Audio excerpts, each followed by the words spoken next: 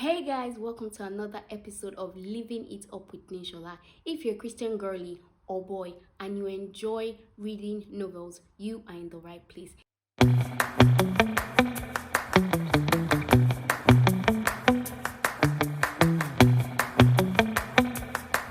In today's episode, I am going to be recommending 15 young adult novels for you to read. A lot of books contain explicit content, and as Christians, we might struggle with that, especially for those who battle with lust. If you battle with lust and you still don't want to give up books reading, there are a lot of closed door romance and a lot of books with no spice or little spice, and those books are called young adults because they are usually books recommended for people within the age of 13 to 15. So I'm going to be recommending few of my favorite close romance book, which happens to be fantasy. Some are fantasy, some are dystopian, because fantasy is my favorite genre of book. The first book I'm going to recommend for you today is Once Upon a Broken Heart series by Stephanie Garner. It is a trilogy book which contains in this order Once Upon a Broken Heart, The Ballad of Never After, and A Cause for True Love. Those books are so amazing and so filled with a lot of plot twists, a lot of drama, a lot of suspense with little to no spice. The spiciest thing they did in that book was to share a kiss together, which personally for me, I found it normal, because even in some Christian movies they kiss, which is normal, is a way of showing affection. They don't need to go too explicit in the details. So that is why I would recommend that book for you. It is lovely, it is beautiful. There are a lot of beautiful characters, there's a lot of beautiful dynamics, beautiful language, a lot of suspense.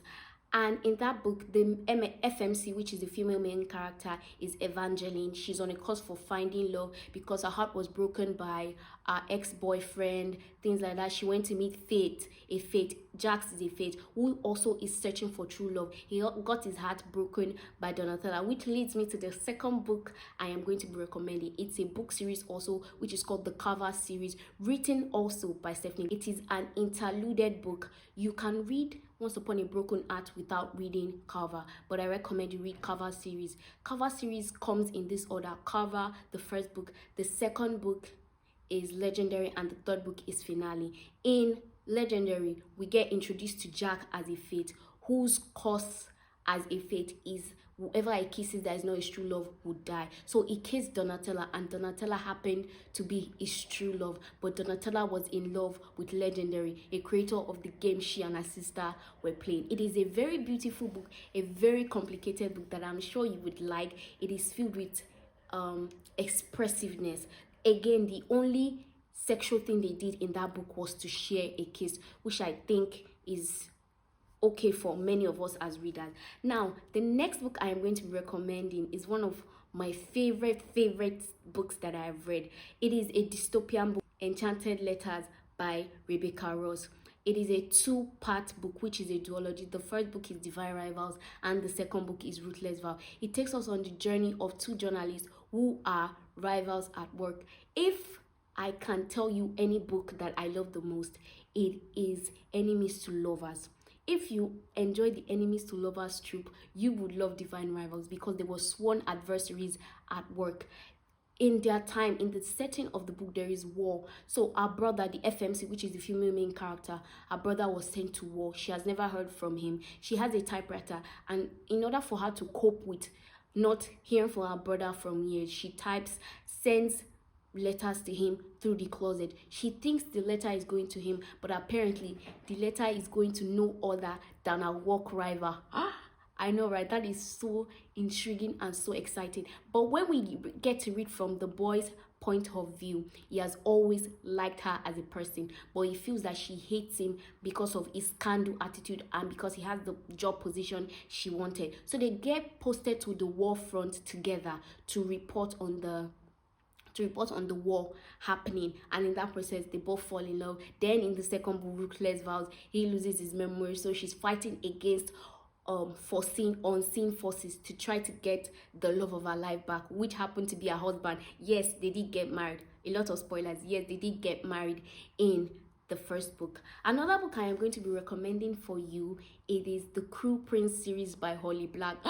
How I love the Cruel Prince series. It is a fantasy book that is centered on power and power drive. It is a 3-part trilogy. I know, right? You might be intimidated, you might be scared from the series, from it being series, but believe me, when you start reading the book, you would not know when you finish the entire book, because it is such an intriguing book about power. It is written by Oli Black. The first book is The Cruel Prince, the second book is The Wicked King, and the third book in the series is Queen of Nothing. There's also a sequel book. Stolen Heir is the sequel book. I haven't read Stolen Heir yet, but these are the 3 books that I have read, and I can tell you the closest thing to romance they did was to cuddle in bed and share a kiss.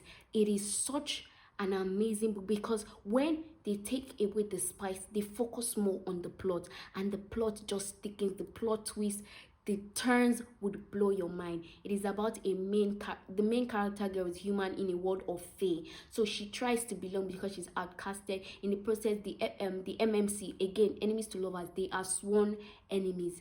They hate each other to the teeth. They are sworn enemies. He literally tried to kill her. She tried to kill him on multiple occasions. So it is a real enemies to lover trope. They end up falling in love, being in confined space. Her brother was supposed to be the king, but she tricked the MMC to become king, so he looted her for that.